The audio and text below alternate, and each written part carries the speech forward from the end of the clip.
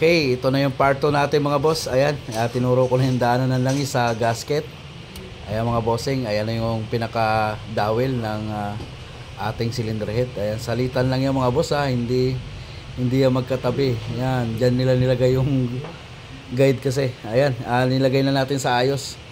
Ito na yung daanan ng langis. So mamaya iti-testing natin yung mga bossing. Ang gagawin ko mamaya ay tatanggalin ko yung valve cover, no, habang umaandar para makita nyo kung gaano na ba talaga kalakas yung pressure ng ating oil pump or langis paakyat sa ating cylinder head. So mamaya mga boss, sobrang lakas niyan kasi naayos na natin.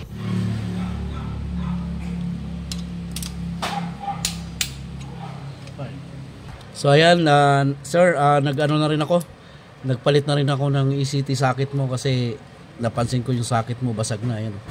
So pinalitan na natin ha. Ayan. So nagtutorque si Kalyabing Chammer. Yung tinakpan na yon, papunta yan dito sa sa filter ng BBTI solenoid, paakyat naman siya rito sa cylinder head. Yan. So malaking epekto talaga yung ginawa nila na mali yung pagkalagay ng kanilang cylinder head guide. Alright, so abangan natin mga boss. Titingnan natin mamaya kung may spray na yung langis dyan. Yan, malapit nang mabuo tong BIOS natin mga boss.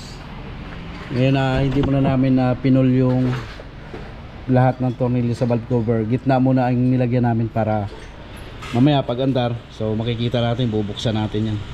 Titingnan natin yung langis kung gaano nakalakas ang pressure niya, no? So magiging okay na to. Ayan, malapit na. Ginabi ulit tayo mga boss. So ginabi na ulit para ma-overtime tong BIOS natin para matapos hanggang bukas. Ayan, nakatakip na siya. So start na natin to mga boss. Medyo mahina nga lang yung battery namin.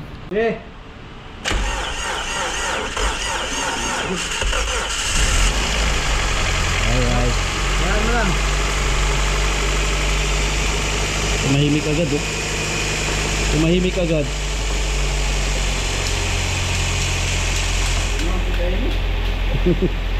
Wala na rin yan. Charge na rin yan.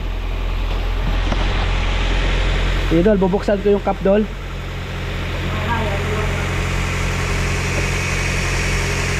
Ayan oh, mga bossing oh. Wala nang typewriter. Ayan, umaandar na. Ito mga boss, hindi pa natin sineld yung valve cover. Ayan, bubuksan pa namin yan mamaya yung valve cover, no. Nandito nagtaka si ma'am sa umuusok. Ayan, mga panghugas. Parang nasusunog. Ilawan mo nga dol.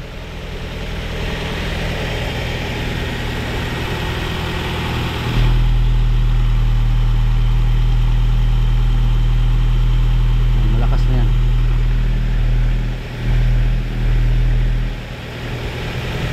Hindi umiilaw yung oil indicator yon. Tahimik na siya mga bossing.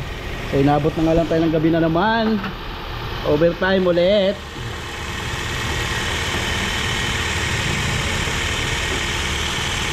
Mamaya dol, pwede natin buksan siguro yan.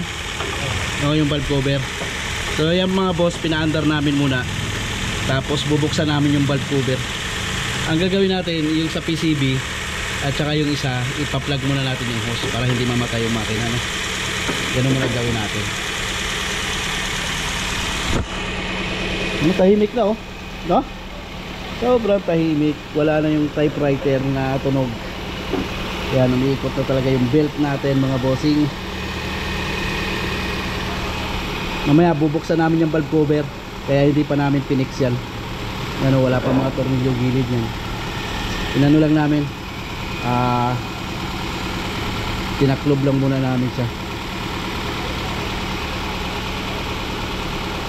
Pag madami ng langis yan dyan sa cylinder head, tapos ang laban. Anong masasabi mo, Idol Cham? Sabi ko, sumakit ako. Napagod ka maghapon? Tapos nagpalit pala ako ng ECT socket nito mga boss kasi basag na. Sir, ayan, pinalitan natin ha, i-city socket mo ayan, sa ilalim. Yun, bago na yun.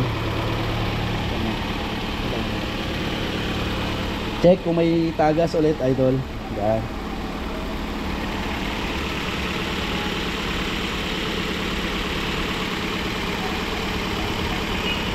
Pag uminit yan mamaya, titingnan natin kung gagaspang.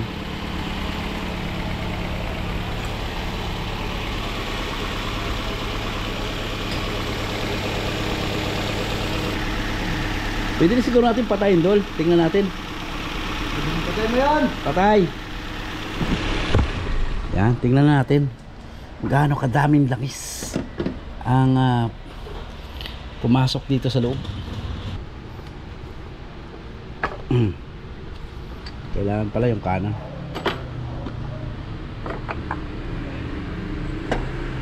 Tingnan na natin mga boss. Surprise tayo rito. Surprise! Wala pa rin langis. Pero hindi na siya umingay mga boss. Hindi na tunog typewriter. Surprise! Wala tamang bugbog na yung ano na ito. Pabubukas.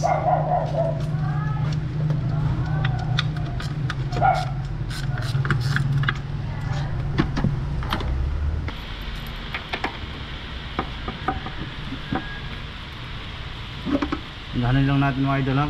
Akin na yung ano, flashlight. Tingnan lang natin ha kung talagang ganda yung baraha. Pipintahan. Pipintahan mo natin ha. Yun oh. Ayan. Alright. Yan, tingnan nyo Ayan, mga oh. boss oh. Dapat ganyan kadami yung pondo. Yan oh. Ayan oh, tingnan nyo sa gilid. Yan, dati wala yan, tuyong-tuyo yan. Woo! Pati yan, barado to idol. Ano. Yan, ngayon gusto nyo bang makita na ganyan? So, barahan mo yung ventilation hose, yung dalawa. Para makita nyo kung gaano kalakas ang supply ng langis. Ayan oh. Ayos na mga boss oh. Ayan oh, tingnan nyo, nalulubricate na yung mga valve tappet. Ayan, kaya siya nagtutunog typewriter dati. Wala eh. Walang kalangis-langis mga boss. Dito lang tumatalsik yan. Ito lang ang nalulubricate niya, itong sa unahan. Yan. So, ayan oh, goods na oh. Ayan oh, meron na siya oh. Punong-puno na yung mga valve tappet niya ng langis. So, okay na. Kaso talagang nagbukas kami ng head dahil lang dito sa ano, sa mahinang bomba. Ay kung hindi naman kami nagbukas mga boss, hindi namin madidiscover yung dowel na yun, no? Talagang hindi namin madidiscover yun. Tapos pagka kinuha to bukas, ay yun, goods na to. Saksak natin yung coil mga bossing. Bawal gayahin to sa mga bata.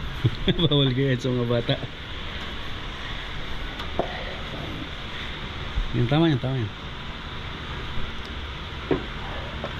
Alam namin okay na. Hindi, tama yan. Alam namin okay na mga boss, pero papakita pa rin namin sa inyo, no?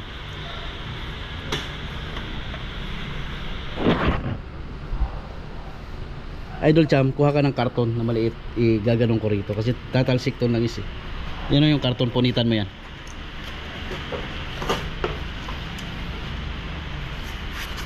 Yun! Andiyan ka pa ba? Andiyan ka Lagyan pa ba? natin ng ano mga bossing. Ay siya! Lagyan natin ng karton kasi tilamsik ng ano, ng timing chain. Fire in the hole! Fire! Yeah! Yun o. Woo! Shower na. Oh, tama na. Oh! Sobrang lakas na. Patay! Alright. So ano, solve problema natin, idol. Okay kayo! Okay kayo. Kami kayo! Yun. So, very good na tayo mga boss. So, alam namin okay na. Gusto lang namin i-prove sa inyo na talagang goods na yung gawa natin pag troubleshoot. Bukas. Dahil lang doon sa... Oo. Ay, salita ka, idol. Sinasakan yung tenga kaya hindi nakalabas yung luga.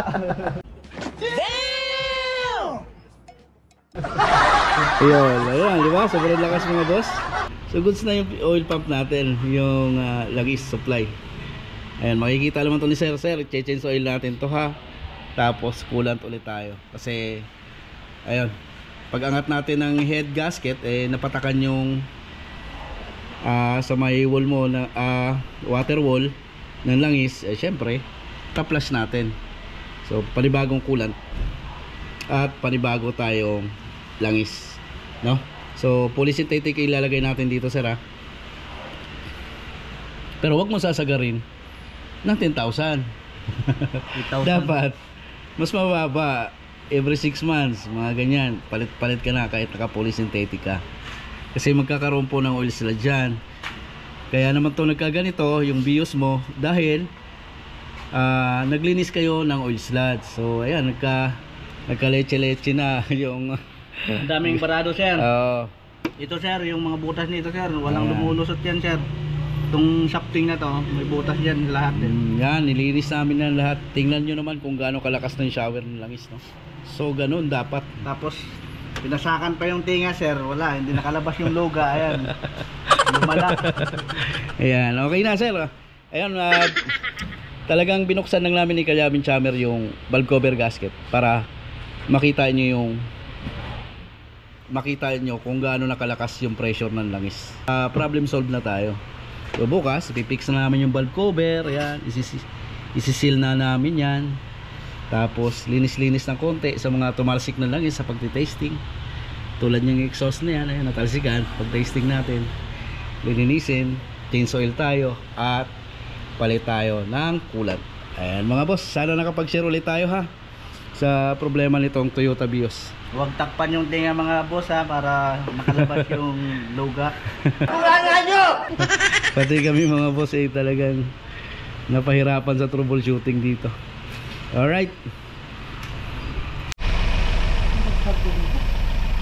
Ang mga boss, okay na. Goods na goods ang gawa ni Kalyabing Chammer. Ayun, pati yung mukha niya. Bayot! Hingi raw discount si Sir dyan.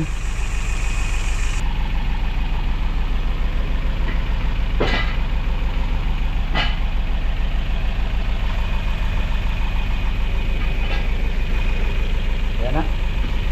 Gumamit na ng malupitang spray.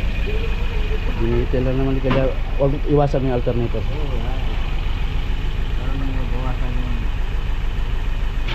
Papakintabi ni Kalyabing Chammer. Babaguhin natin yung mga ganun, sir.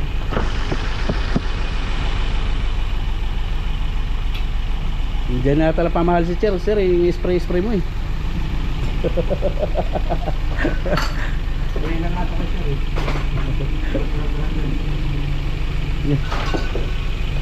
Gano'n ba pamahal eh? Ito yung binabayaran dito, hindi yung labor ng gawa.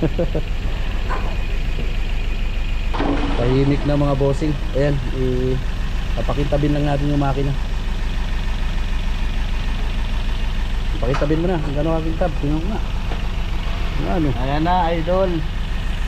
Ayan na po, mga boss, mga manager. Dami ah. May boss na, may manager pa. Yan po yung binabayaran nyo dito tuwing pupunta kayo, hindi yung labor.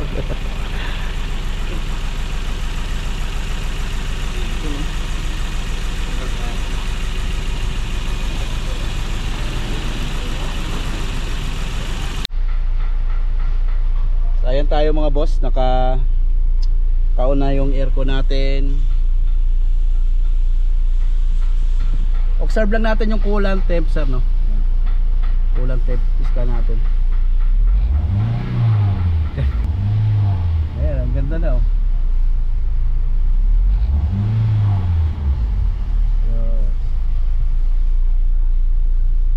Ayan, sir. Kanina 96, nag-automatic siya. Ayan, bumababa na siya, no? Pababa na yan. Okay na tayo, goods na tayo. Road test na lang, sir, no? Pa-fix na natin kay Chammer para ma-road test na. Dahil fix mo na to para ma-road test na. Patayin ko muna. Saglit, ano ko lang yung scanner ko. Kahit light ah. Oh, hindi na. Huwag mo na patayin.